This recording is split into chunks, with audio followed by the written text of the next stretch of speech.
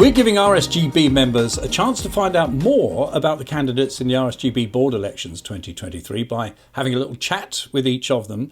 And that gives them the opportunity to tell you more about themselves. And of course, you can have more information about them before you cast your vote. So we're meeting now Ben Lloyd, Golf Whiskey 4, Bravo Mike Lima. Ben, welcome. Yeah, good evening, Bob. I hope you're keeping well. Yeah, very well indeed. And I can assure you that this is going to be a nice, easy chat. But what we want to do is to dig into you a little bit as a candidate and find out what makes you tick and what you have to offer. And just to let everybody know, every candidate gets the same questions. And we lead in with a straightforward one to start with. And it's one that I know all amateurs love to talk about, which is how did you get into amateur radio? And what aspects do you enjoy most? Okay, well, I've always been into electronics since I was a kid.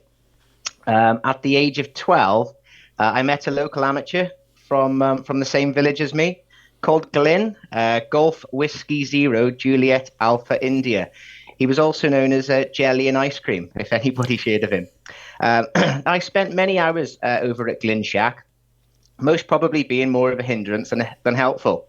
But I learned many things from watching Glyn make and assemble antennae, repair and put together radio gear, and also listen to the occasional QSO he had amongst his friends on HF and VHF.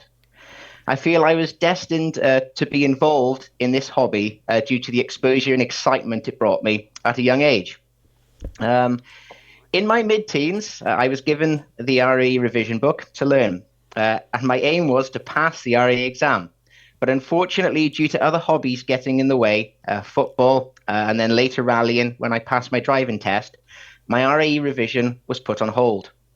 As I still enjoyed the hobby, I remained a shortwave listener until 2020. When COVID-19 hit, I began to work at home, like most people did during the pandemic. I suddenly found myself digging around in the shed for old equipment. With time on my hands, I decided to study for the foundation exam.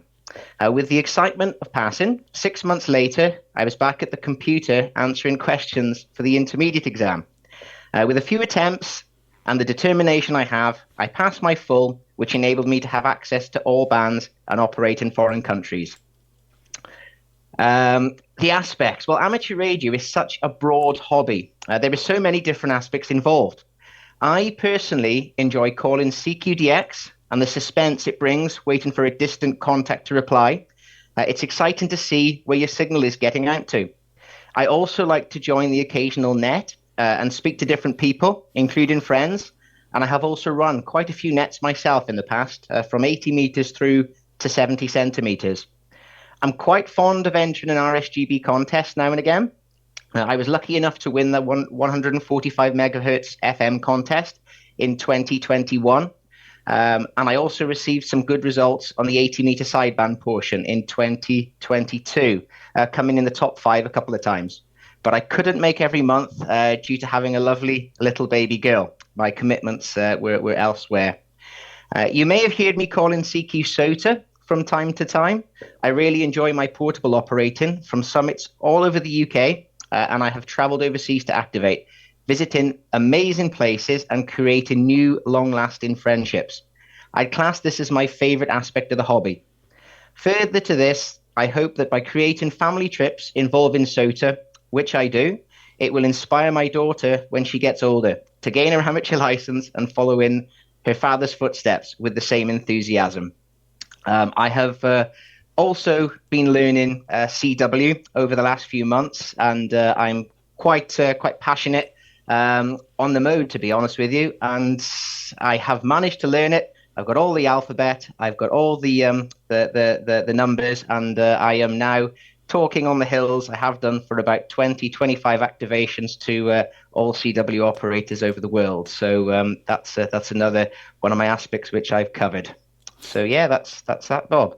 A lot of interests then, and your route into amateur radio, similar to many, and of course those important people like Glyn who Yes. helped coach us on our way when we first got interested. So you've done all of those things and obviously taken on a lot of challenges in amateur radio. So why have you now decided to stand as a candidate for board director? And what do you think you could bring to the role? Okay, well, as I said in the past, I'd got different hobbies. Football, I've got rallying. I've also belonged to a few societies, and I've been chairman, I've been vice chairman, I've been secretary, and I really enjoyed it. And as I said, amateur radio did take a bit of a back step. I really wish I'd done my RAE because I'm absolutely loving the hobby at the moment. Really, really do, and I can see it being completely long term. So I had 2 years out because we had, as I said, a lovely little daughter. So my skills were put to rest for a couple of years, and the commitments were elsewhere. I concentrated on the little one, and now I reckon I'm ready. I have the time to put 100% of my free time towards helping a society out. Now, the RSGB is has achieved so much over however long it's been running, years. And I just think that I can help carry that on with my enthusiasm. And I really like the hobby. So it's really speaking, I enjoy the hobby. So I'd like to put my time into helping it carry on running perfect as it has done. Now, there's a lot of volunteers involved in the RSGB across the society. And it's a wide range, and they deliver all kinds of very important services to our members. So how would you work with them? Well, my present job role, which I have been in now for 10 plus years, and I have worked in business for 20 plus years now. My current job is global, so I am used to dealing with people all over the world. So I'm very, very good at communicating. I've got good communicating skills. Organization, I have to have organization in my job role. I am a key account executive, so I look after accounts all over the world. So I have to organize meetings. I have to run meetings. I have to work with colleagues as a team. I have to manage the colleagues as well as working with them as a team. I have a lot of motivation, a lot of drive, and I believe that my enthusiasm in radio is really, really good. So I think if I put all my skills together, I could work with anybody and achieve anything really thrown at me. We all know that COVID had a massive impact on the whole world, and it certainly changed the landscape of amateur radio because the clubs and radio amateurs couldn't meet, exams moved online. So how do you see the landscape now? Do you think it's changed forever? Are people adapting to different ways of enjoying amateur radio? And how are the clubs faring? How do you feel that's going? I mean, you have club experience yourself. Yes, so we've basically got a club called the Mike Whiskey DX Group, which is a local mid, North and South Wales club. Anybody's welcome, and I am the chairman of that club, and we found it quite hard because we used to meet up in person, and obviously COVID-19 stopped everything, which wasn't the best case scenario. I really don't think things are going to get back to normal 100%, Bob, but I believe that if we all work together and make it the best we can, we can see the positive side. We have had a few meets since, so when everything opened up and everybody was so happy to see each other. But I do think that we can continue to carry on our meets and just hope it's going to be a future thing. It doesn't happen again. And what role do you think that the clubs can take in this new landscape? It's changed after COVID, so things are different. So what can clubs do to make the most of the situation as it is now? Yeah, well, they could basically organise nets, so local nets. We have people do suffer in towns and everything from noise and that. So we have got the new digital modes where people can go on. They do Pi-Star and DMR, Fusion and all that. So people can still communicate and they can still have nets together. I think this would be a good thing to push in the future because it keeps the radio hobby, the amateur radio hobby, going. And the bands are working very, very well at the moment. So you can still operate and talk to your friends. So if you can't actually see them in person or meet up in person, you can always still have a chat between each other on nets and stuff like that. But I do think clubs can start to meet up a bit more now. I think hopefully it'll get back to some kind of normality. It's not very nice staying in 24/7. Not at all. Do you think the RSGB has a role in supporting the clubs in doing this, in sort of maximising the impact that clubs can have in particular areas, encouraging membership, etc.?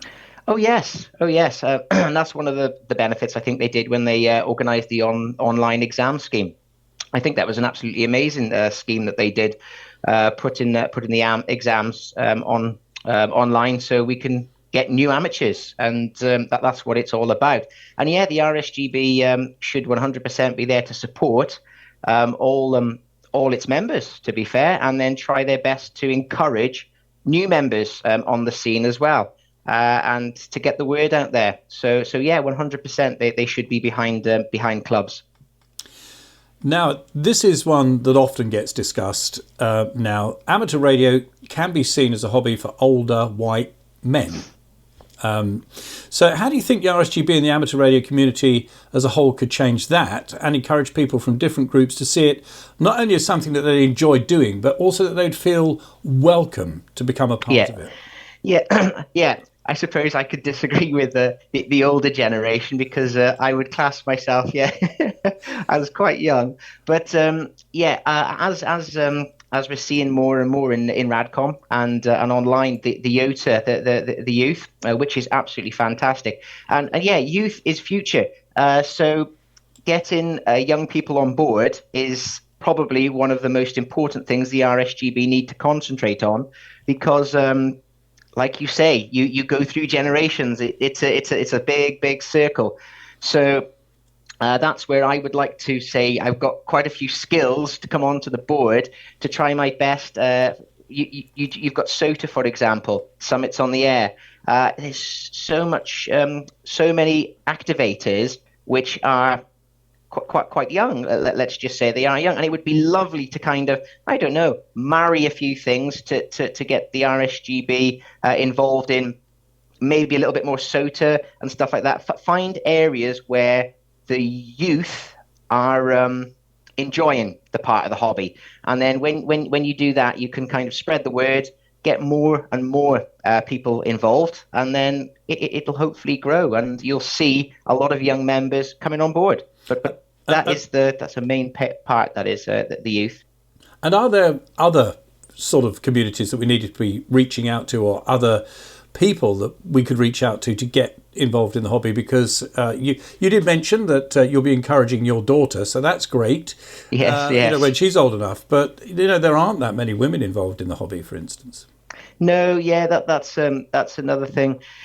It's anybody really. It'd be quite nice to actually to sit down and work out a plan on how to actually do this. And that's something which I think I could, bring to the table, because my enthusiasm and drive is quite good. So, that is one good thing that I would like to see happening in the future, is to get in more folk, ladies and youngsters involved in the hobby.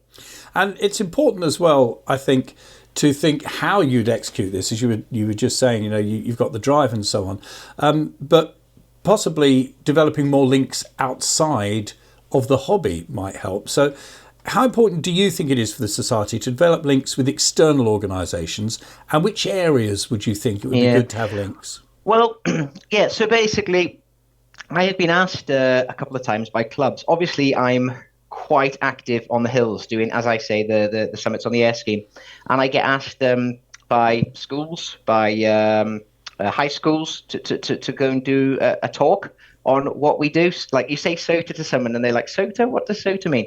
And it's when you're also activating on top of a hill, a busy hill, and you've got so many people that come up to you from all different kinds of ages. What's he doing? And they come and ask the question, and you explain it to them. And as long as you explain it with passion and enthusiasm, it catches their eye. And nine times out of 10, you'll basically get those people that have been asking you questions look up SOTA. What is SOTA? So I think that's a good way of advertising the hobby, and offering as well to go around schools like amateur radio. Like not many people have heard about it. Like when I was in school, I never had a topic on amateur radio, but if I did, I'd have absolutely loved amateur radio.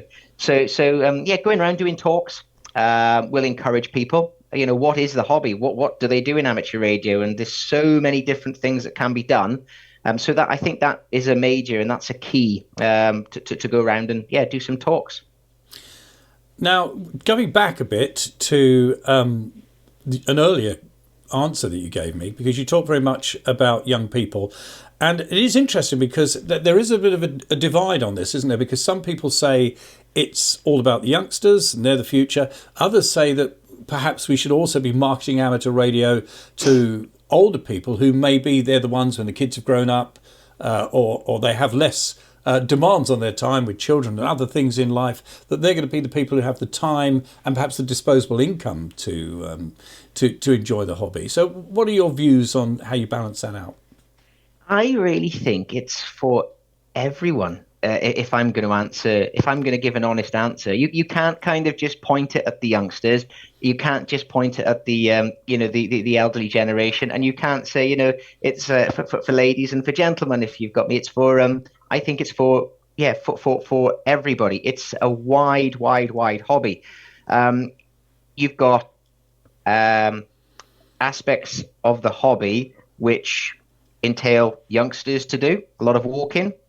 You've got aspects of the hobby for middle-aged people to do. You can do like there's schemes of POTA, driving in your car. You've got satellites. There's so many different things, and then you've basically got your nets, which you can operate from home. You can chase, which you've got for the people which haven't got much mobility, if that makes sense, and the elderly generation.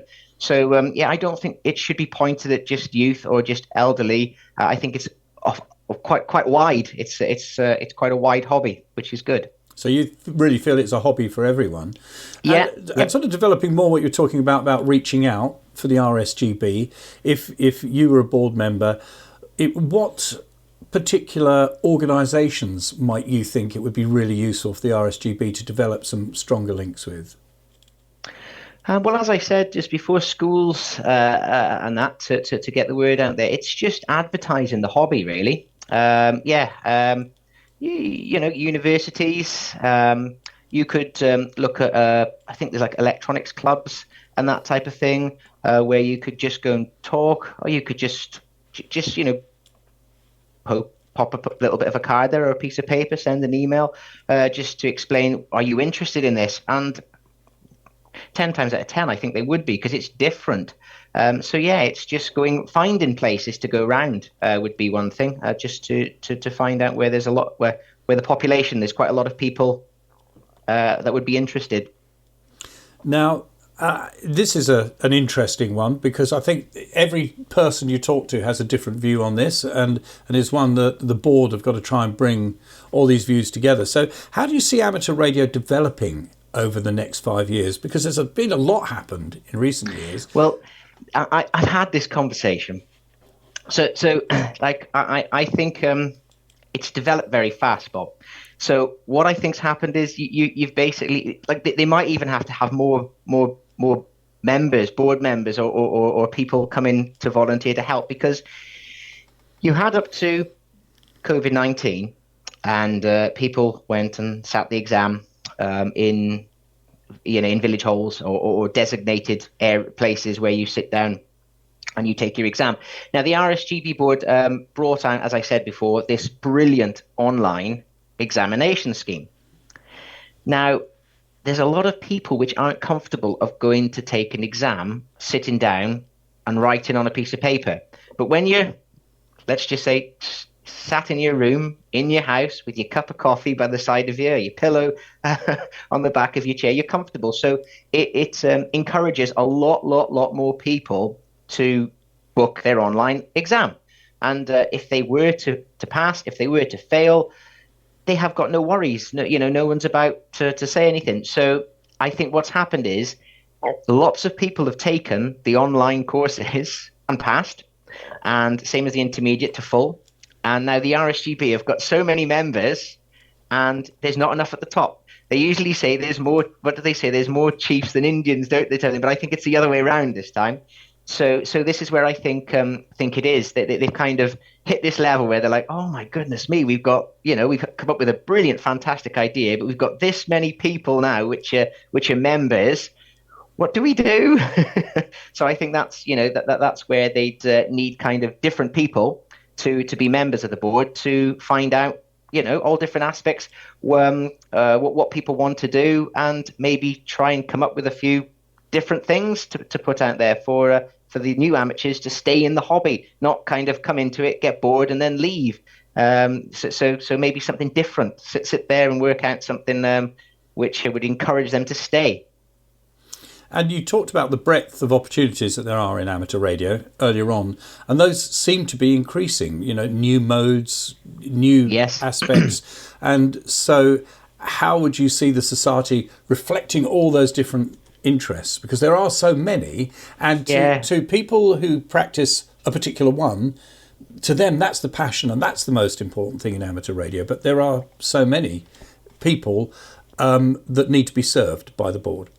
They need to know what these are. So like some kind of scheme would be good to I don't know, is it bad when you put it into, as we spoke before about youth, middle-aged, old, but you could kind of have a structure it needs. So where you've got all your youth things which you think young people would be interested in, then you kind of have your middle bit which it overlaps either side what you can do, and then you've got your sector which is for the elderly, if that makes sense. And try and structure it out so the youngsters know what they can get out of the hobby, the elderly can know what they can get out of the hobby, and then the middle ground people can go both ways, if that makes sense, and enjoy parts of it. So the society back in 2017, they launched their strategy for getting to 2022. Yes. And we've passed that milestone now. Yes. And of course there were disruptions along the way because there was COVID, which interestingly brought, although it was a terrible thing in many respects, but it did bring some opportunities for amateur radio in people having suddenly the time to take exams and do things that they couldn't do. So that was a very different period because of that. So we got to 2022. So now it's the strategy going ahead. In which areas do you think the society should focus its time and resources in the next 2 to 3 years?